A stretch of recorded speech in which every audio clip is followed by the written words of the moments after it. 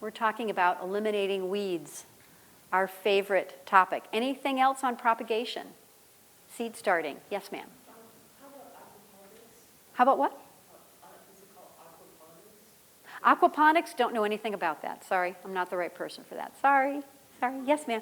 How do you propagate geraniums? Geraniums are so easy. Yeah, geraniums, you can take a cutting. I don't even usually use rooting hormone, to tell you the truth, for geraniums. You can use a little rooting hormone.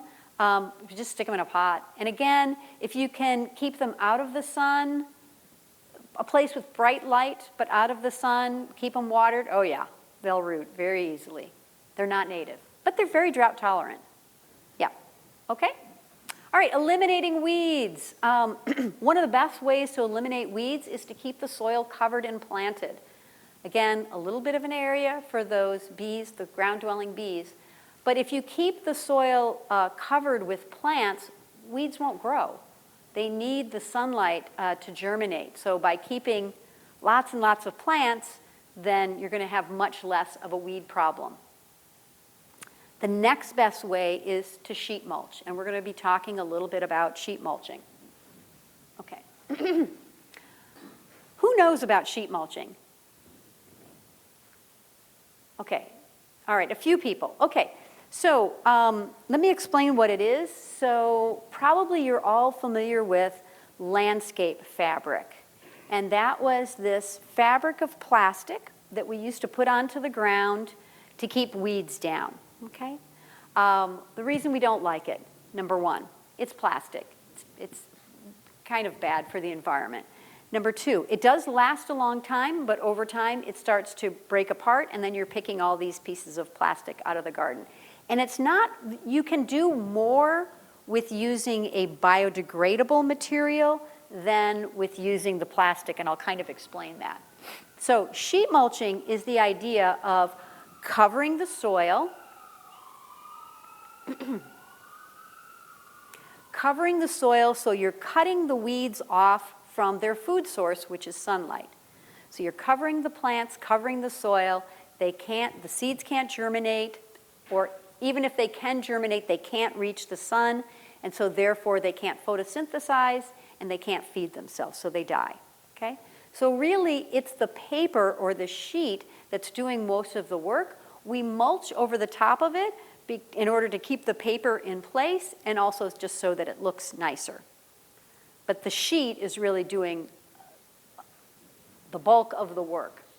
So the sheet can be newspaper, can be cardboard boxes, can be paper that you buy in rolls, can be builder's paper, can be just about anything. Using recycled newspaper is really good because that's kind of a waste product. Did you know that we really don't recycle that much paper anymore?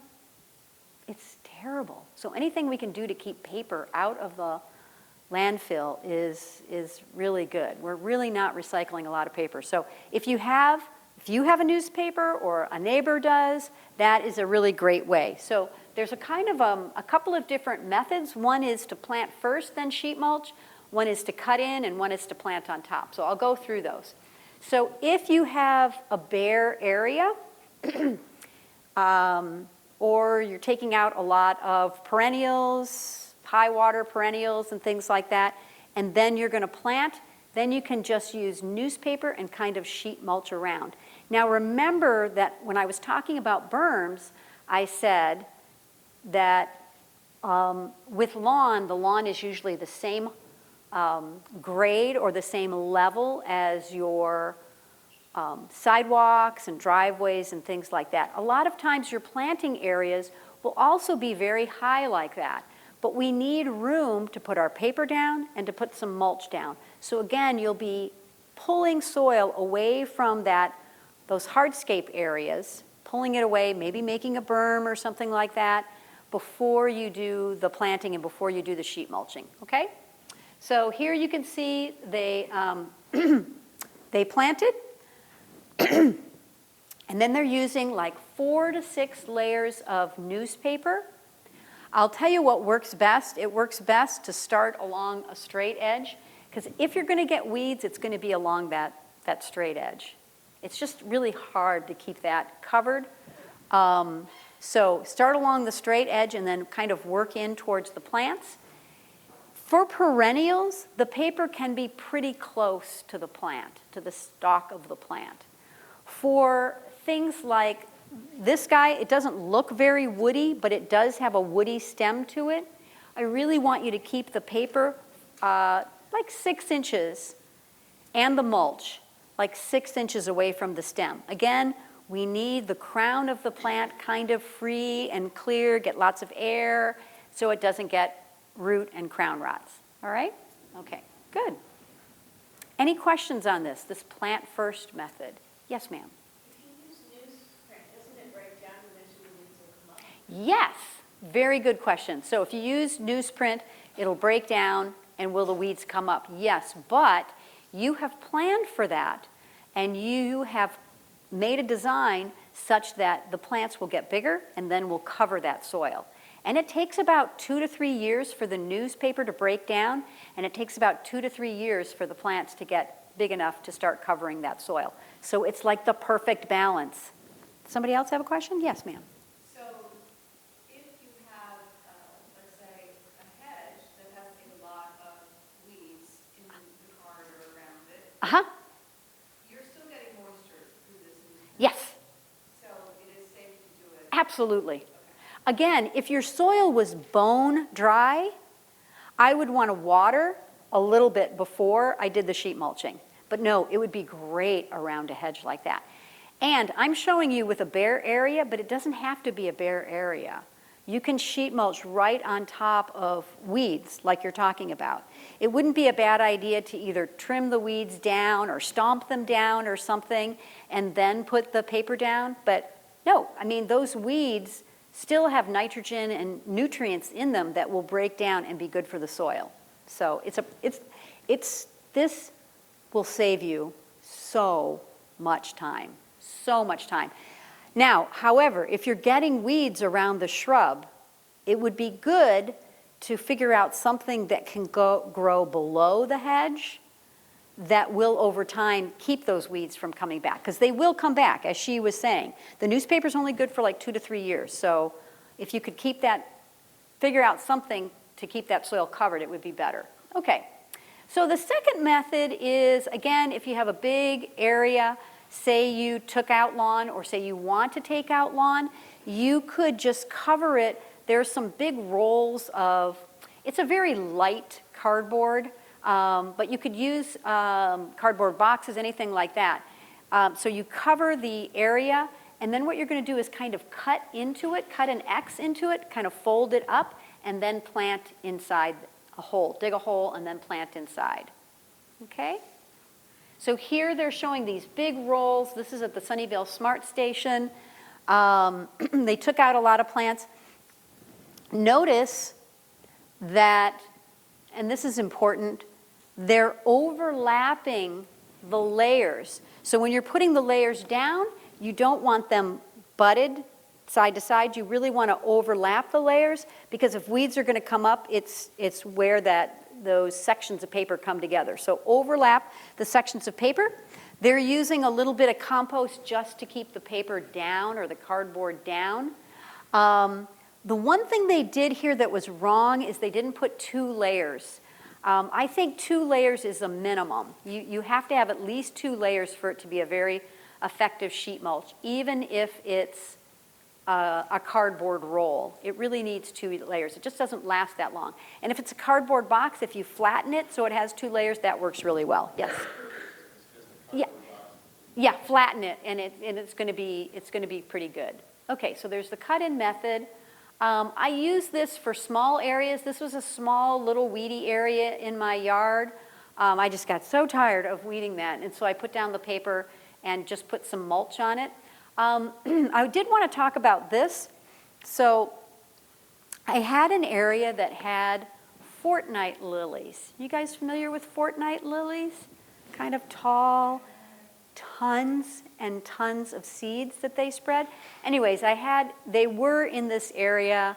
They were there before I bought the property. So So these fortnight lilies, they had been there probably 10, 15 years, okay?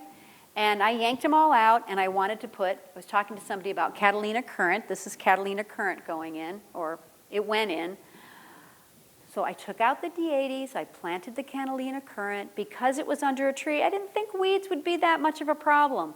No, that spring, thousands of that fortnight lily sprang up. And I thought, well, I'll just pull like 10 a day, it'll go fast. No, it didn't go fast. So I went ahead and re-sheet mulched. Again, this area had been mulched, but no sheet mulch. Just woody mulch on top of it. So I didn't want to move all the woody mulch, so I just went ahead and re-sheet mulched on top of the mulch. So I have a mulch layer, I have another sheet layer, and then I put more mulch on top. We call that lasagna gardening, okay? What's lovely about the sheet mulching is it will break down, so you can do layers of it if you need to.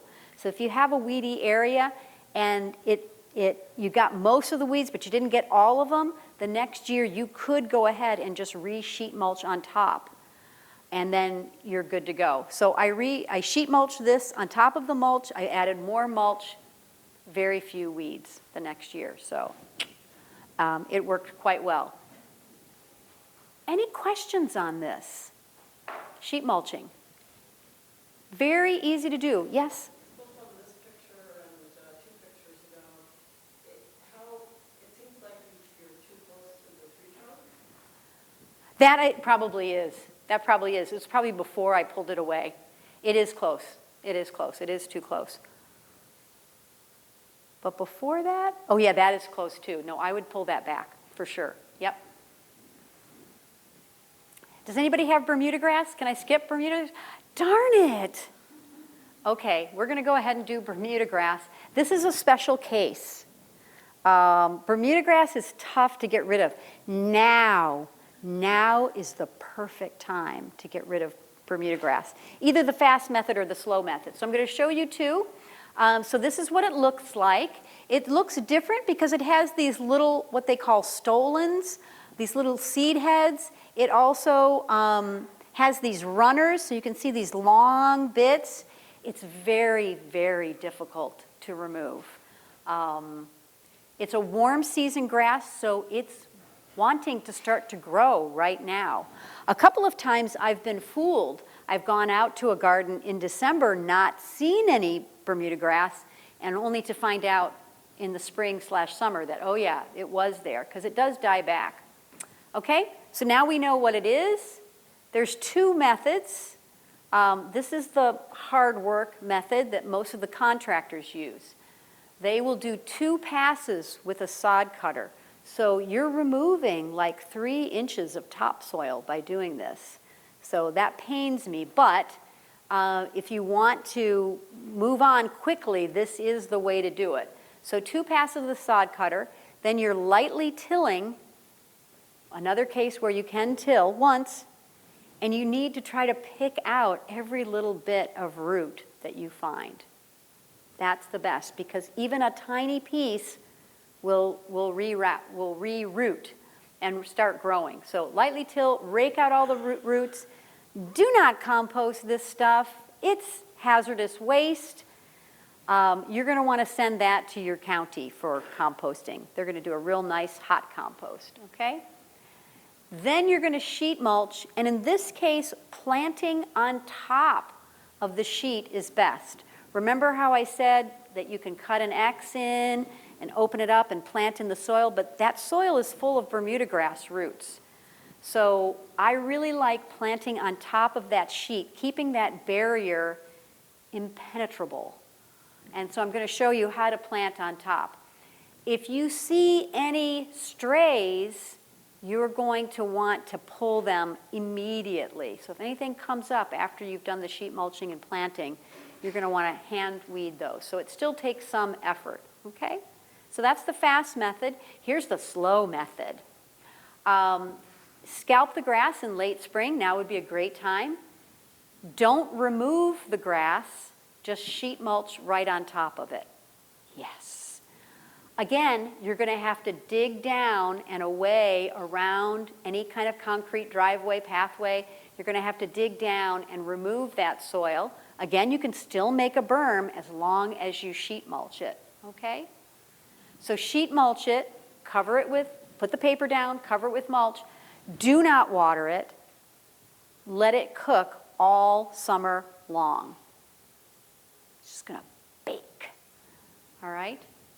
And then in the fall, you can go in and plant. Again, I would plant on top of the sheet mulching. Just move the mulch aside and plant on top. I'm going to show you how to do that. And again, hand weed any strays immediately. But it's, you know, it's very easy. Yes? So we have Bermuda grass by a creek. Uh-huh. So we sheet mulch, cover it, but there's always water seeping from the creek. So Yeah. You can try, yes. If it's constantly getting wet, so you've tried sheet mulching before, and it still comes up. Uh-huh. And are you able, so I'm sorry, so she's sheet mulching, but she's near a creek, and she's got Bermuda grass, and it always finds a way to come up. She can't keep the water out of the soil because of the creek. Can you put a root barrier down to keep the creek Bermuda grass away from your property? Oh, okay, root barrier. A root barrier is a pieces of plastic. They can be, you buy them at the landscape supply store. Probably not maybe a hardware store, but usually a supply store. They're either 12, 18, or 24 inches deep. And they kind of, I don't know, maybe they're 2 feet apart, and they kind of lock together, and you have to dig a trench and put it down into the soil. So it creates a barrier that the roots, I mean, that's what you're worried about. The Bermuda grass will set seed, but mostly it's the roots. So if you can kind of cordon off a piece of the property, you know, maybe make sections and then take out the Bermuda grass section by section, you may have a chance. Okay, try that. Okay, plant on top demonstration. So this is quick. We're going to use this guy. See what its roots are like. What do you think? What's the class sentiment? Would you put this in your garden?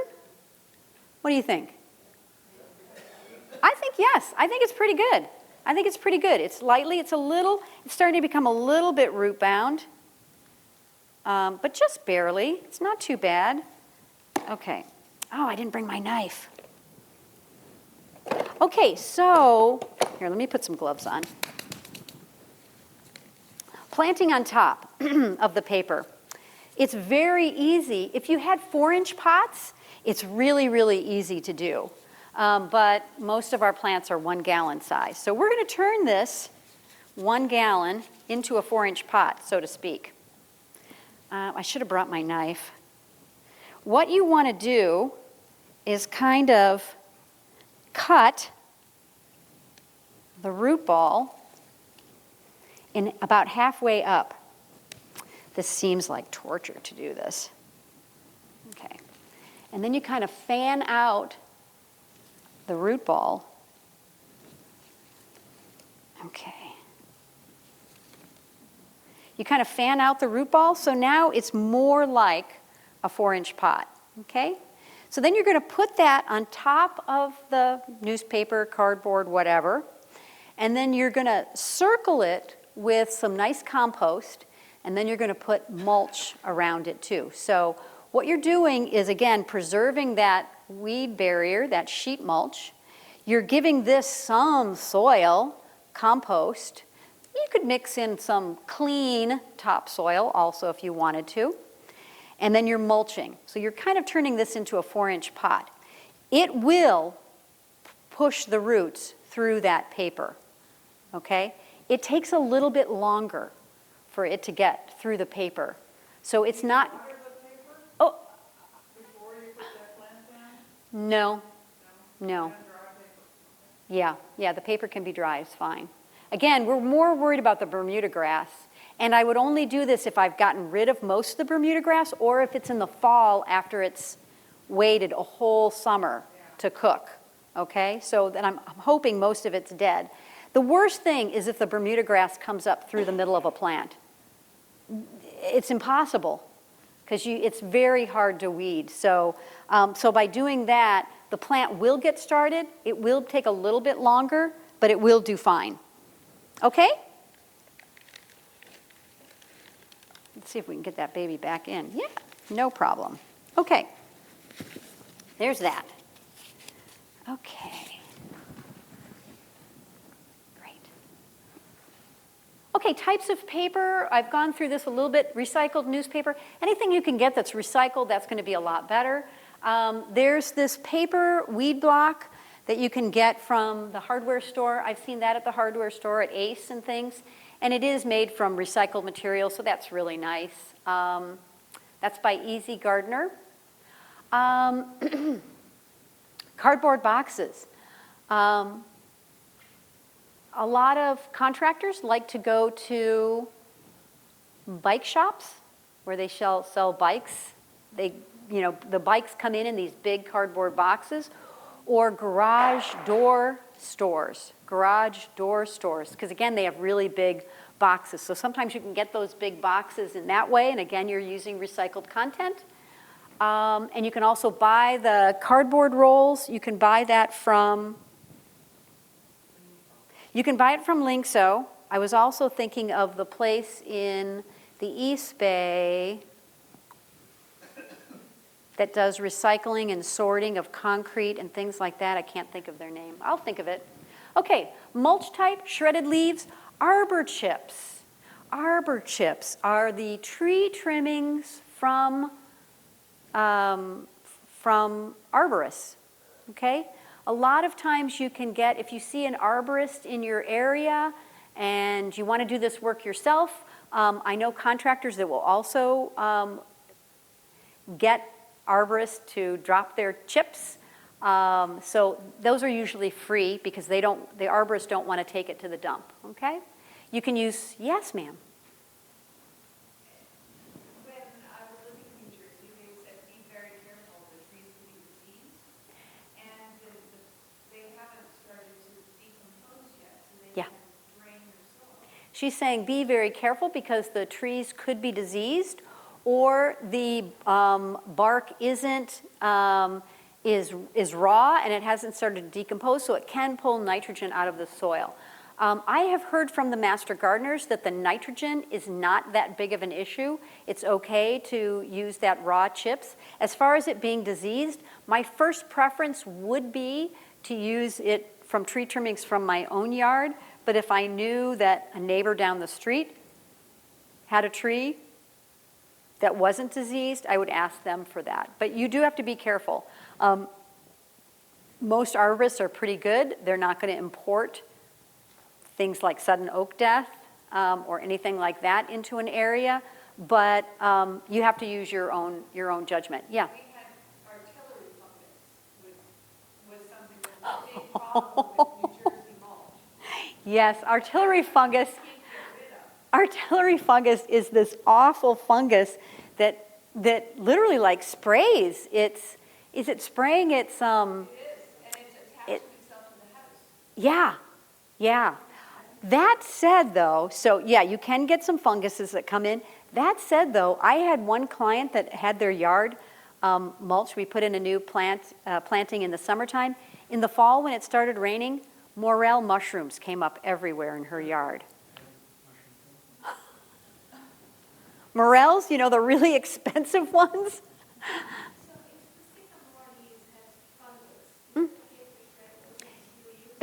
Yes, if the sycamore leaves has fungus, is it okay to shred them and use them? Yes, absolutely, not a problem. Yes.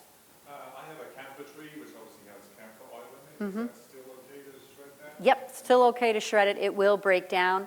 Some trees, if you're using the mulch, it can really cause you some allergies too. I mean, it's something you have to be careful of. And even the mulch, sometimes it's aromatic oils, but sometimes it's actually the fungus One of my friends got a big load of mulch dumped at her house and then spread it, and terrible, terrible allergies the next day. So you do have to be cautious with it. Yes. Eucalyptus, again, so using eucalyptus as mulch, again, the master gardeners have told me that they've done studies on it and it doesn't really cause a problem. Eucalyptus and black walnuts have allelopathic tendencies where their debris tends to keep things from growing, but I'm hearing that using it as a mulch is not really an issue. But again, if you use it, if you get it from your own yard, it's probably easier. Okay. Mulch amounts. How are we doing? We're a little behind, but we're okay. Mulch amounts, you can get, it's really a lot of material. If you have 1,000 square foot area, which isn't that big for a lawn, you want to spread the mulch 2 to 3 inches deep, 3 inches deep in order to qualify for the rebate.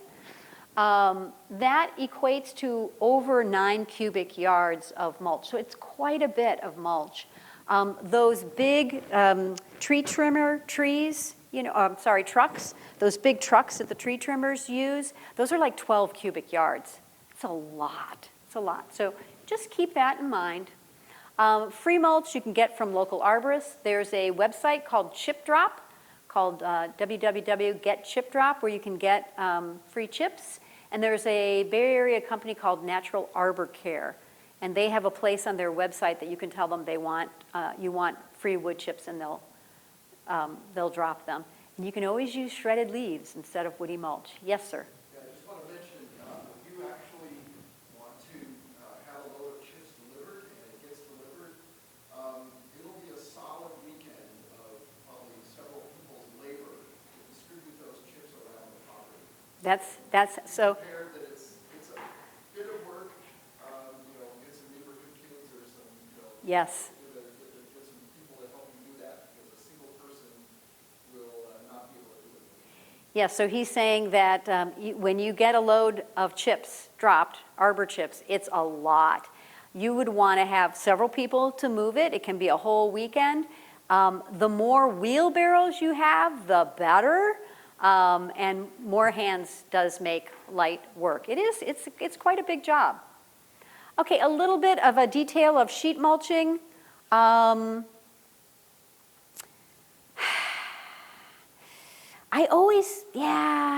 So the drip line can either go below the sheet or above the sheet. I typically like it above the sheet, but if you have Bermuda grass, I don't want really anything above the sheet. I don't know. Typically I like the drip line to be above the sheet if you're irrigating with inline drip, because then you can access the drip line if there's a leak or anything like that. I think it would probably be okay with, the only part about if you put the sheet down and then put the drip on top and you have Bermuda grass, you're walking on it, you're creating some holes. That's the only reason why I sometimes like it below for Bermuda grass. Bermuda grass, it's toxic. Okay, again, keeping the mulch 6 inches away from the trunk. Woody plants, you have to take those woody plants out. Something like Vinca major, Algerian ivy, that's very woody, they will come right up through the sheet mulch. But perennials, foxtails, weeds, those are all okay.